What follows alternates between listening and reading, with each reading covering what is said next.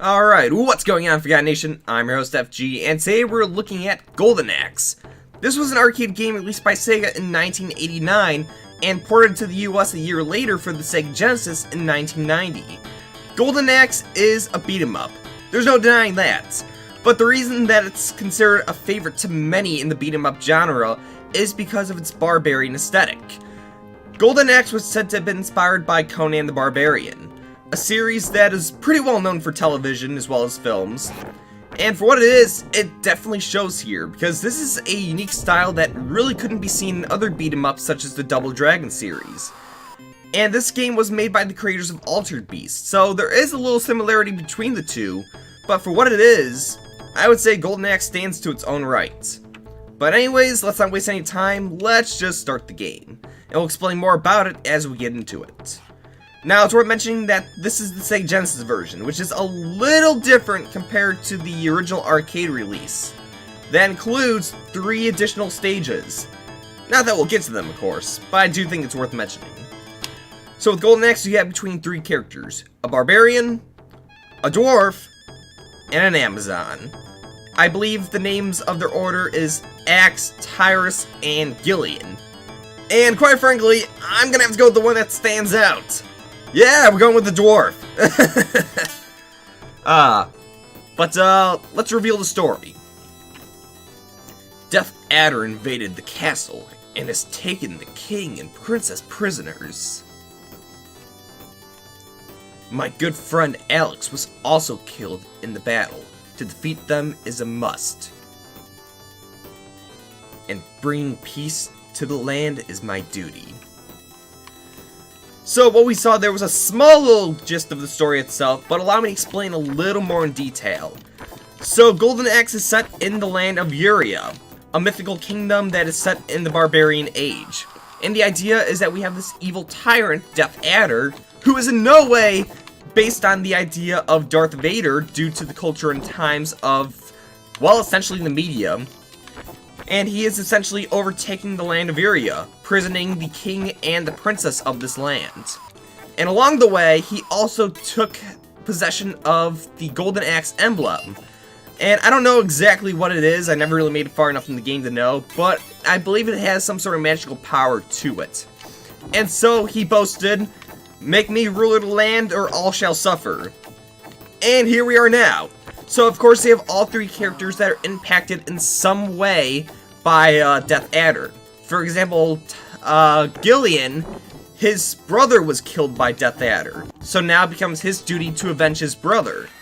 And the other characters also suffer in similar ways to Gillian, but for what it is, they all share one thing in common when the game first starts. Their friend Alex is killed right before them. We didn't actually see it here because that was actually cut from the Sega Genesis version, but it was shown in the arcade original. So no matter what character you'd see, your friend Alex would get killed before your very eyes. And that's kind of the biggest reason why they decided to set out for Death Adder to begin with. It was because of that first character. But here, you really only have a little to imply based on the text. Not that I hate that change, but I kind of wish that they probably incorporate a little more story elements into the opening. Maybe it's just me. So talking about story, we should probably talk about the gameplay. Golden Axe is very much an early beat 'em up. You have your basic attack, but then you also have special attacks, which we're about to use right... Oh, wait for it. Right here. So as you saw, I was collecting a bunch of blue vials. Those actually fill the magic meter up top on the left. And depending on how many you have each time, you are able to use a special magic attack. And each character has their own set of attacks, but the one thing they share in common is that the more vials you have, the stronger the attack. So the idea is you kind of want to save those vials for the strongest attack possible. And that's really all there is besides the vehicles per se of Golden Axe. As you saw, the enemy that we used earlier, that was actually an enemy from Altered Beast, a game that had come out long before Golden Axe. It's the small details that count. But hey, that's the first stage. Our sworn enemy Death Adder is in his castle. We'll take a shortcut through the Turtle Village. By the way, this is probably the best theme you'll ever hear for a map. But let's continue. So, it's time for the next stage. Now, with the Sega Genesis version, it is ideally much harder than the arcade version, and that's because you really have no continues. I think you might get one, but other than that, if you die, it's back to the beginning. And remember, there's 3 more stages upon the Sega Genesis version, which means if you die, you gotta start all over again. And if you make it far, you're in for a bad time. But I can't count how many times I've died in this game just because of how difficult it was. Many have actually said that this is considerably the Dark Souls of the arcade. And I don't know if I completely agree with the statements, because I think there are much harder games to find in the arcade, but there is no denying that Golden Axe itself is a pretty hard beat 'em up. It makes sense though with the genre. These games are meant to be hard. But hey, we got the villagers struggling here, so let's find out what's going on. I don't know, part of me wishes though that when these games were ported home, they were a little easier. One of the biggest reasons is because when it came to renting these games at the mythical places known as Blockbuster, or even, I forget, what used to be the name of that place that you'd rent games? It was always like connected to Hollywood Video. I want to know what the name of the place was called. Game Crazy or something? It's in the back of my mind now. But they made these the games intentionally hard so that you'd continue to either rent them out or actually buy them, so you'd actually spend more time playing them. It was a pretty dirty move for these places, but it made sense at the times. This was at a time where you really had, well, limited time to play these games. And for that reason, these games were short, but they were difficult. Alright, but we need one more vial for the max magic. Come on! Come on! Got him! We got him! And Golden Axe was no different to these games. As a matter of fact, one of my favorite games, Dynamite Headdy, was actually considered much harder than when it first came out in Japan, just for the sake that people wouldn't complete the game in a matter of a couple of hours. It's a pretty dirty move to change the difficulty, but I can appreciate it in some ways. But I think the one thing was missing was the ability to continue. Because I hate having to replay a game from the beginning. Alright, we're gonna use a magic attack here. Bring thunder to the land! Come on, there we go. Ooh, is that... Oh, it's a skeleton! Alright, I think this vehicle is the worst vehicle in the game, but he is strong. Many have pointed out that one of the best strategies with this game is to continue moving up and down, because it gives a brief sense of vanilla. Well, not invincible. I'm trying to think of the right word to pronounce. Invincibility. That's the word I'm looking for. Okay, so we have 3 credits. So we are able to continue, thankfully. But even still, that's not a lot of credits to go by to get to the end of the game. Ooh, here's a better vehicle. Yeah, here we go. Alright, that's the stage. So, we're gonna check out these elves. And one of them should give us food. Yep, food. And as you know, food in games equals more health. But let's focus on this blue one to get some more of these vials. There we go. To the map. The village was on the back of a giant turtle. The turtle takes us south across the sea. Alright. So, here we are in stage 3. Now, as I mentioned, if this were the arcade version, that would already mean we're halfway done with the game. And as you can imagine, that means that the game itself is probably already on the hard side. And yeah, it certainly feels that way. But let's focus right now and try to take out some of these baddies.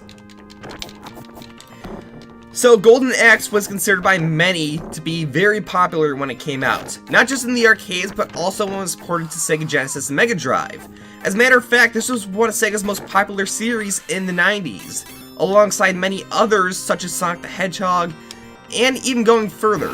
Because as a matter of fact, this would also inspire Streets of Rage, another beat-em-up by Sega that had a bigger take on a more modern age.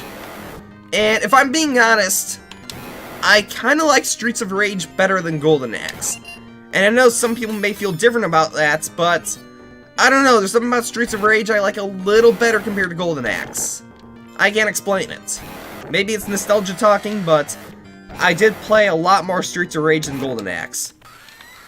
Maybe it's because I was just maybe a little better at Streets of Rage. I don't know. But part of me does like that Streets of Rage is a little better than Golden Axe. And that would speak true talking about the sequels of Golden Axe. Nothing wrong with Golden Axe 2, but the games after that aren't entirely the best. And I know that there was even they tried to reboot the game way back when for the Xbox 360 and PlayStation 3, and it didn't go entirely well. Had it gone better, I think we'd still see quite a bit more Golden Axe even today. But I get it, they were trying something different. You have to nowadays if you want a game to be successful. Because you can't do the same thing over and over again until you're just banking on nostalgia. But I do wish it was handled maybe a little better. I mean, it starred the Amazon as the main character, so that was kind of fun.